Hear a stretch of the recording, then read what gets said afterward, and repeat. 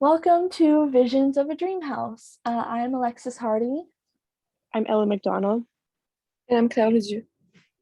and this is our presentation on our adaptation of Henrik Ibsen's A Doll's House.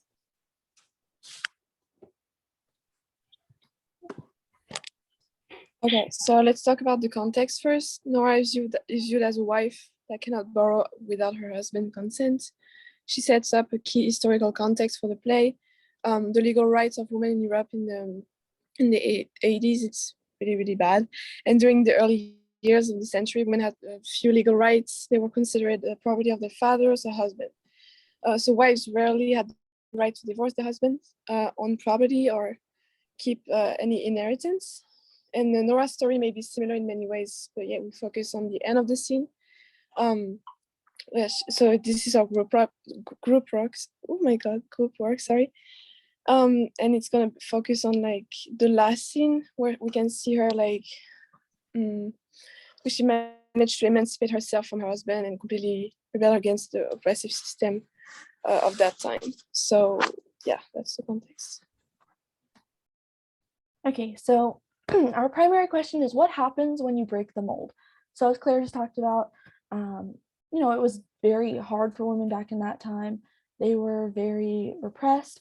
We did choose to set this more in the 50s, which during that time we still did see very, the typical 50s housewife.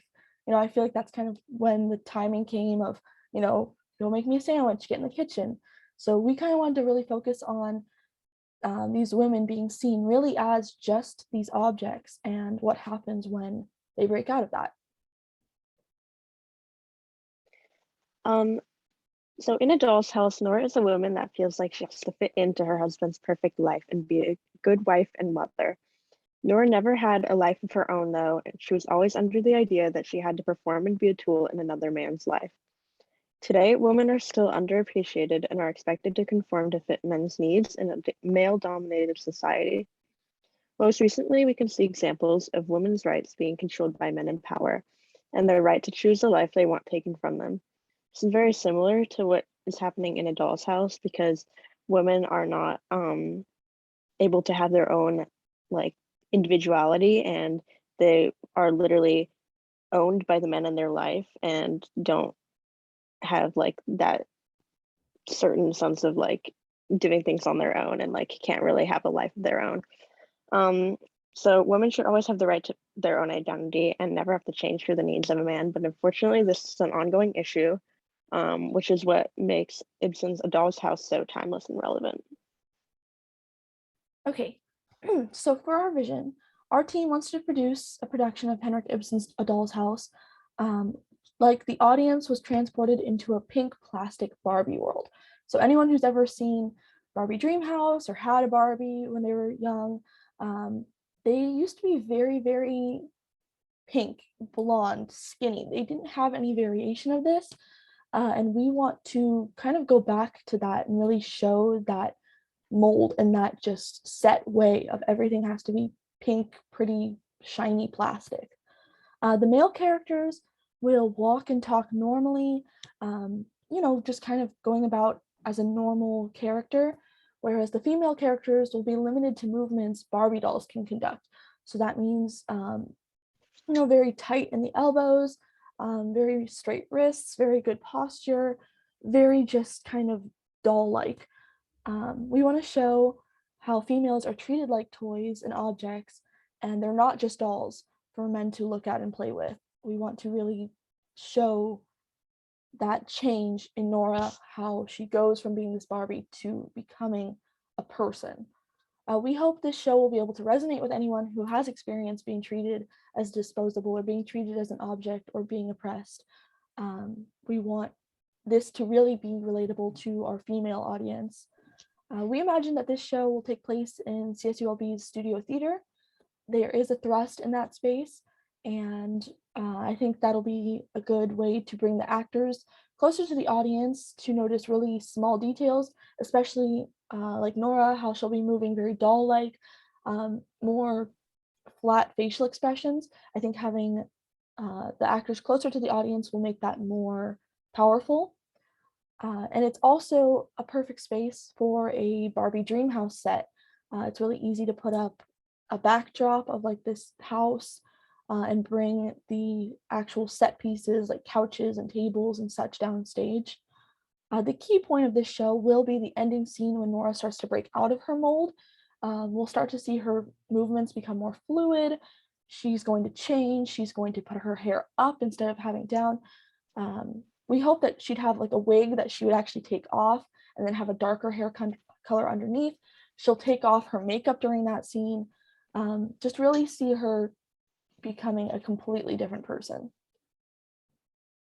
Okay, so we have a clip from TikTok that was a trend that was going around a little while ago called the Barbie Challenge. So this was kind of some of our inspiration for what we wanted to do.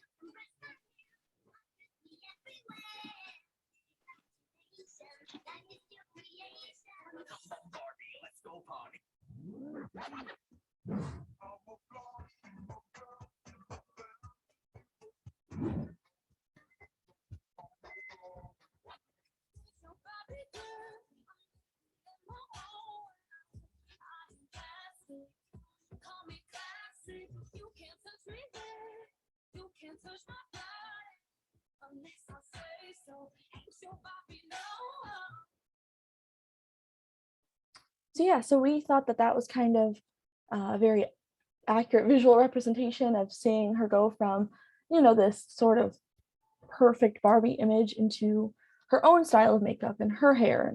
And we definitely liked that as our inspiration. Oops. Okay, so this is a mood board we made, kind of showing what we'd like the set to look like. Everything should be very Barbie Dreamhouse style, so very pink, very kind of almost uncomfortable in a way of these almost oversized, just pink Barbie furniture that I can say I personally had stuff like this when I was a kid in my Barbie dream house. So we definitely want to take that almost memory too of little girls who had these or people who had these when they were little and kind of really show that relevance of, hey, females are not Barbie dolls. We do not live in this dream house world. So this is a mood board showing the costume changes we'd want for Nora. So we'd want her to go from having this kind of 50s typical pink dress, a blonde wig, and at the end she's going to go off stage for a bit and change into still a 50s outfit, but black, you know, a complete opposite change, almost in mourning for the loss of her husband and children. You know, she's leaving. It's a very kind of emotional scene, so we wanted that darkness to it. And then we want her to have her natural hair color, like hopefully an actress with darker hair, and then go into like a ponytail, it pulled up because we kind of want a little bit of a feature in the show to be Torvald obviously likes having her hair down, and she'll have jewelry that she'll have on and take off during the ending scene and wipe her makeup off and all that. Okay, so here is our presented scene for what we want.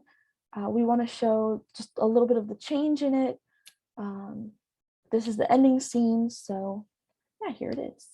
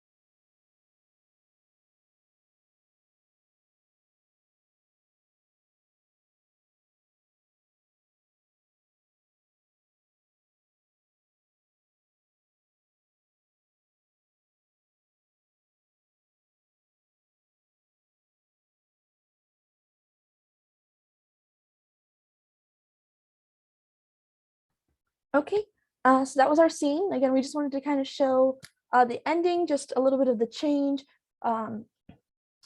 During the part when I was off, that would be like an off stage thing. During the scene, they would be in their bedroom, so it'd be kind of like she was going into the closet. She would definitely have more makeup on to wipe off, a wig to take off, people to help with a quick change. But that was kind of a basic kind of staging of what we'd want to see. And oops. Yep, and that is the end of our presentation. Thank you so much for watching. And yeah, Thank you Thank so you. much. thank Thank you. you, Professor, for everything. Bye. Bye.